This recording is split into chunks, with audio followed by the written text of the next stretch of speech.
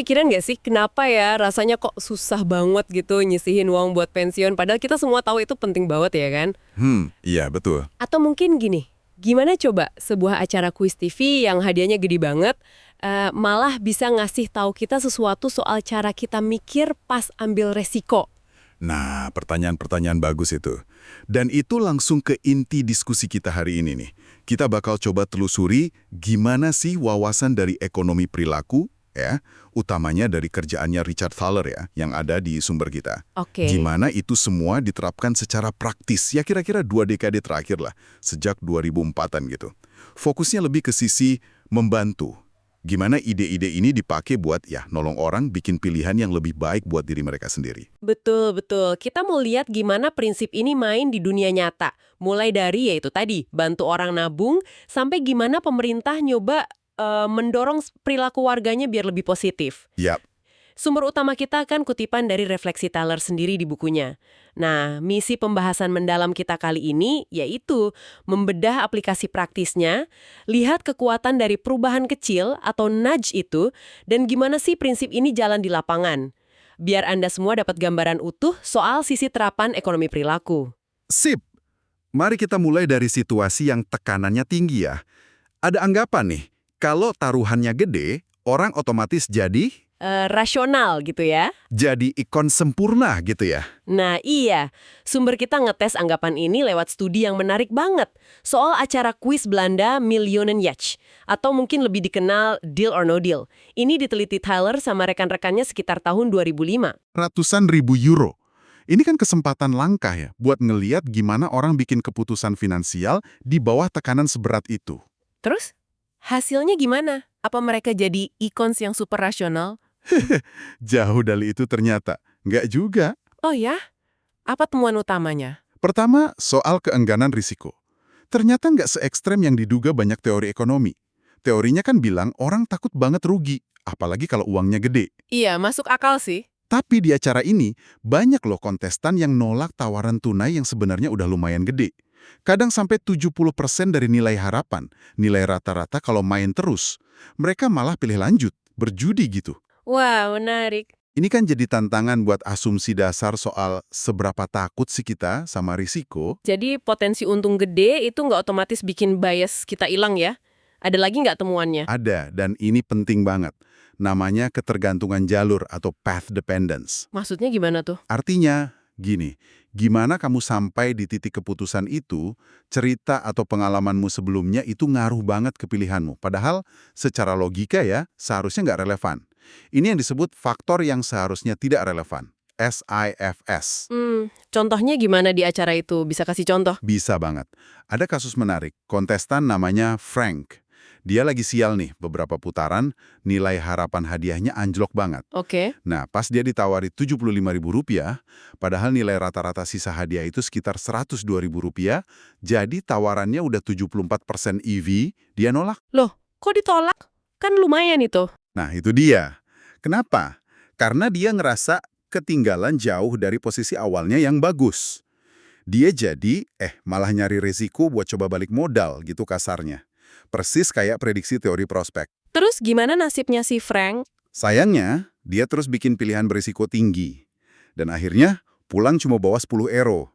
Padahal di akhir banget, sisa 2 koper itu isinya €10 sama €10.000. Dia ditawarin €6.000 sama bankir. Itu tawaran 120% EV, bagus banget. Tapi tetap dia tolak. Ya ampun. Jadi rasa tertinggal atau udah rugi itu bisa bikin nekat ya? Bukan cuma angka di depan mata yang dihitung. Kasus Frank ini contoh nyata anget soal path dependence.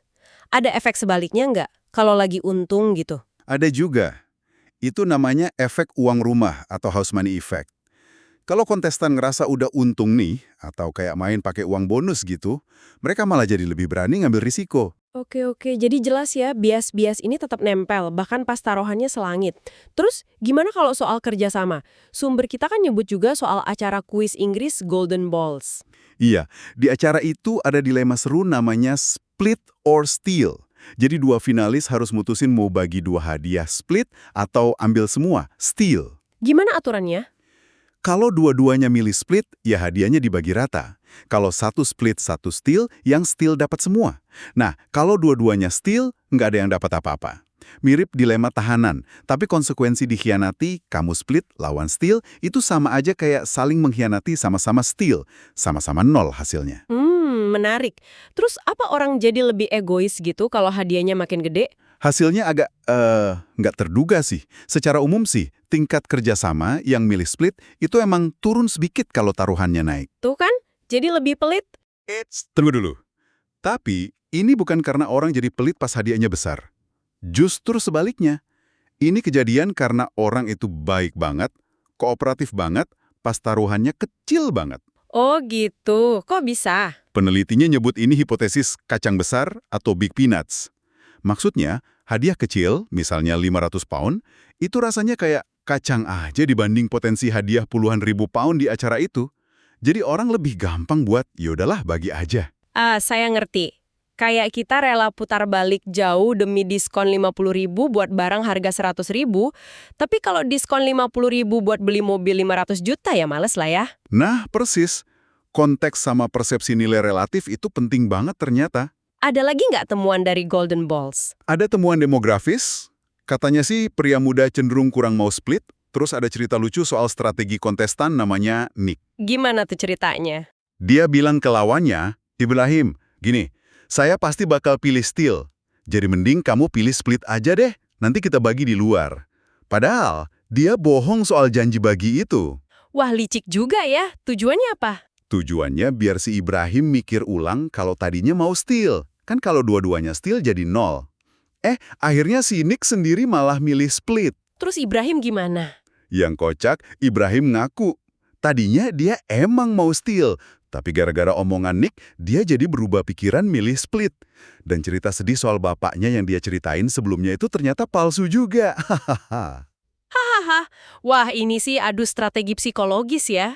Iya, nunjukin banget gimana pemahaman psikologi bisa dipakai buat main strategi. Oke, ngelihat bias-bias ini main di situasi ekstrim kayak kuis tadi, memang seru sih. Tapi pertanyaan gedenya nih, bisa nggak sih pemahaman ini kita pakai buat masalah yang lebih mendasar dan dampaknya luas? Kayak bantu orang nyiapin pensiun gitu. Kayaknya ekonomi standar agak kurang greget ya di sini. Anda benar banget.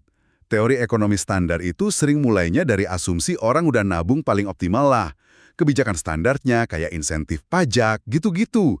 Efeknya sering nggak jelas, susah dibuktiin secara empiris. Malah bisa kebalik ya, kalau imbal hasil tinggi, orang mikir, nabung dikit aja udah cukup buat target. Bisa jadi gitu. Ekonom Douglas Burnham aja bilang susah banget dapat bukti kuat soal ini. Bener-bener pertanyaan dasar tapi susah dijawab. Nah, kalau pendekatan standar kurang nendang, gimana pendekatan perilaku? Coba bantu jelasin. Disinilah masuknya karya Thaler sama Shlomo Benarzi dan ya. Mereka nemuin biang keroknya kenapa orang susah nabung. Tepat sekali. Ada 3 nih hambatan perilaku utamanya. Apa aja tuh? 1, bias kekinian atau present bias. Kita tuh fokusnya ke hari ini banget. Susah nunda senang-senang demi masa depan. Jadi mulai nabung sekarang itu rasanya berat. Iya sih. Yang kedua? 2, inersia atau penundaan. Sekali kita nggak ngapa-ngapain, misalnya nggak daftar program pensiun, ya udah cenderung keterusan nggak ngapa-ngapain. Nunda itu gampang banget. Setuju. Yang ketiga? 3, keengganan rugi atau loss aversion. Nah, ini kuat banget. Ngelihat gaji bersih kita kepotong buat tabungan, itu rasanya kayak kehilangan uang. Dan kita tuh benci banget sama rasa kehilangan. Oke, jadi 3 itu ya, bias kekinian, inersia, sama keengganan rugi. Terus gimana mereka bikin solusi buat ngakalin 3-tiganya? Ini yang jadi program Save More Tomorrow atau SMT itu kan? Persis. Desain SMT itu cerdik banget karena langsung nyerang 3 hambatan tadi. Gimana caranya? Pertama, buat ngatasin bias kekinian. Anda diminta komitmen sekarang, tapi buat nabung nanti. Biasanya pas dapat kenaikan gaji, jadi keputusan sulitnya ditunda. Oh, jadi nggak langsung potong sekarang ya? Terus? Kedua, buat ngurangin keengganan rugi, tambahan tabungan itu diambilnya dari kenaikan gaji di masa depan. Jadi gaji yang dibawa pulang itu nggak pernah kerasa turun. Malah tetap naik, walau naiknya jadi lebih kecil dikit. Nggak ada rasa kehilangan. Wah, pinter juga ya. Yang ketiga, soal inersia. Nah, ini dia. Buat manfaatin inersia. Sekali Anda ikut program SMT ini, persentase tabungan Anda bakal naik otomatis tiap kali ada kenaikan gaji. Kecuali kalau Anda aktif bilang mau berhenti atau nggak mau naik. Jadi inersia yang tadinya musuh malah jadi teman buat nabung lebih banyak. Kedengarannya sih masuk akal banget ya secara teori, gimana hasilnya pas dicoba di dunia nyata. Sumber kita nyebut ada studi kasus awal yang melibatkan konsultan namanya Brian Tarbox, sekitar tahun 2004 itu. Iya betul. Jadi ada satu perusahaan, tingkat tabungan karyawannya rendah banget. Si Brian ini nyoba dua pendekatan. Satu kelompok dikasih nasihat biasa aja suruh nabung lebih banyak, kelompok lain ditawarin ikut SMT. Cara nawarinnya gimana? Nah, ini penting. Si Brian nawarin SMT ini pas sesi konsultasi personal satu-satu. Dan dia langsung bantu isi formulirnya di tempat. Jadi dibikin gampang banget buat ikut. Gak cuma dikasih link atau disuruh ikut seminar gitu. Oke, terus hasilnya gimana? Beda jauh? Dramatis. Beda banget. Kelompok yang ikut SMT itu rata-rata tingkat tabungannya hampir naik 3 kali lipat. Dari sekitar 3,5% jadi 13,6% dalam waktu 3,5 tahun. Itu lewat 4 kali kenaikan gaji. Wow, 3 kali lipat lebih. Terus kelompok yang cuma dinasehatin? Kelompok yang cuma dapat nasihat, ya naik dikit di awal, tapi abis itu stagnan aja. Nggak gerak lagi angkanya. Wah, ini bukti kuat banget ya. Berarti desain programnya yang mikirin perilaku manusia plus kemudahan buat ikut, itu kunci banget. Banget. Nggak bisa dipungkiri. Tapi ya namanya ide ngebantu orang gini, pasti ada aja yang nanya. Sumber kita kan bilang, Taylor sempat ditanya sama ekonom lain. Loh, ini bukannya paternalisme, mengatur-atur orang gitu. Betul. Dan respons Taylor waktu itu spontan banget. Dia nyeletuk istilah paternalisme libertarian. Paternalisme libertarian. Maksudnya gimana tuh? Dua kata yang kayaknya berlawanan. Gini maksudnya. Pendekatan ini libertarian, bebas, karena sifatnya sukarela. Orang bebas mau ikut atau enggak. Bebas mau keluar kapan aja. Nggak ada paksaan sama sekali. Oke, jadi nggak maksa ya. Terus paternalisnya di mana? Nah, paternalistiknya itu dalam arti yang positif. Tujuannya memang mau bantu orang mencapai tujuan mereka sendiri. Misalnya punya cukup dana pensiun. Tujuan yang mungkin susah mereka capai sendiri gara-gara bias-bias tadi. Jadi ini bukan mendikte, tapi lebih kayak ngasih dorongan lembut. Nudge, ke arah yang sebenarnya mereka juga inginkan. Ah, ngerti sekarang. Jadi paternalisme yang nggak maksa, tapi membantu mencapai tujuan pribadi. Nah, dari SMT ini, gagasan paternalisme libertarian atau nudging ini makin luas ya. Ini kan yang jadi dasar buku Nudge yang ditulis Taylor bareng Cass Sunstein itu. Betul sekali, ngerancang gimana opsi-opsi itu ditampilkan. Tujuannya apa? Tujuannya bukan buat ngelarang pilihan yang buruk, tapi bikin pilihan yang dianggap baik menurut si pemilih sendiri ya, bukan menurut pemerintah. Jadi lebih gampang atau lebih menarik buat dipilih. Sumber kita ngasih contoh kontras tuh, antara desain tekoteh yang jelek, pegangan sama corongnya di sisi yang sama, susah banget nuangnya, sama iPhone yang intuitif dan gampang dipakai. Oke, jadi mendesain lingkungan pilihan gitu ya. Dan ide ini terus diadopsi sama pemerintah juga. Sumber kita kan fokus ke tim wawasan perilaku atau Behavioral Insights Team di Inggris. Tepat. BIT ini dibentuk habis pemilu Inggris tahun 2010. Misinya jelas, pakai ilmu perilaku buat bikin kebijakan pemerintah lebih efektif, lebih efisien. Seringnya lewat eksperimen yang biayanya nggak mahal. Bisa kasih contoh nyata kerjanya BIT? Mungkin soal surat pajak itu terkenal banget kayaknya. Iya, itu contoh klasik banget. Masalahnya kan simple, banyak orang telat bayar pajak. BIT kerja bareng kantor pajak Inggris, HMRC, bikin uji coba terkontrol acak, RCT. RCT itu gimana? Jadi, mereka kirim versi surat pemberitahuan pajak yang beda-beda ke kelompok wajib pajak yang dipilih acak. Ini penting banget, biar yakin kalau perbedaan hasil nanti benar-benar karena isi suratnya, bukan faktor lain. Nah, nudge-nya itu simple banget. Nambahin satu kalimat yang nyinggung soal norma sosial. Kalimatnya kayak gimana tuh yang paling manjur? Yang paling efek itu kalimat yang bunyinya kira-kira gini.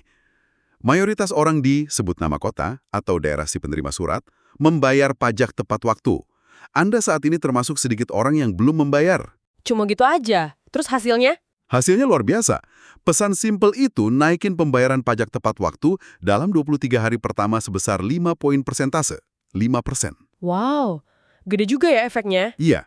Diperkirakan itu mempercepat penerimaan pajak sekitar 9 juta pound cuma dalam periode itu aja. Dan biayanya nyaris nol. Cuma nambahin satu kalimat. Efisien banget kan? Luar biasa sih dampaknya dari perubahan sekecil itu. Apa pelajaran utama yang bisa diambil dari kerjanya BIT ini? Ada dua mantra utama mereka yang sering diulang. Pertama, permudah. Make it easy. Pokoknya singkirin semua hambatan sekecil apapun, biar orang gampang lakuin hal yang benar. Oke, make it easy. Yang kedua? Kedua, kebijakan berbasis bukti membutuhkan bukti. Maksudnya, penting banget buat nguji ide dulu sebelum diterapin luas. Idealnya ya pakai RCT tadi. Jangan cuma asumsi atau kira-kira aja suatu kebijakan bakal berhasil. Harus ada buktinya. Tapi kita perlu realistis juga kan ya? Apa semua nudge itu hasilnya bakal sedahsyat SMT atau surat pajak tadi? Pasti enggak kan? Ya jelas enggak. Ekspektasi harus pas. Intervensi kayak SMT atau daftar otomatis buat pensiun itu efeknya sering gede karena itu solusi sekali klik buat tujuan yang hampir semua orang setuju. Perlu nabung. Iya benar. Nah, banyak nudge lain efeknya lebih kecil. Mungkin cuma naikin 1% atau 2% aja. Tapi nudge kecil ini tetap berharga banget loh. Kenapa? Karena biayanya rendah dan bisa diterapin dalam skala super besar. Kalau jutaan orang terpengaruh sedikit aja, dampak totalnya bisa gede banget. Jadi kayak efek kumulatif gitu ya? Betul. Contoh lain kan kayak pengingat simple lewat SMS buat minum obat. Atau ngasih tips pengasuhan anak.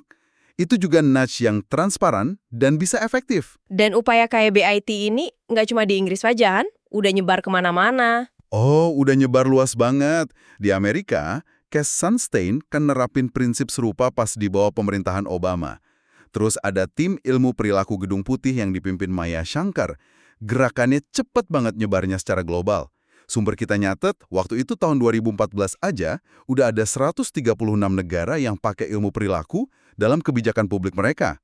Ini adopsi ide yang cepet banget. Oke, jadi kalau kita rangkum nih ya, kita lihat bahwa bias perilaku kita ini emang benerang ada.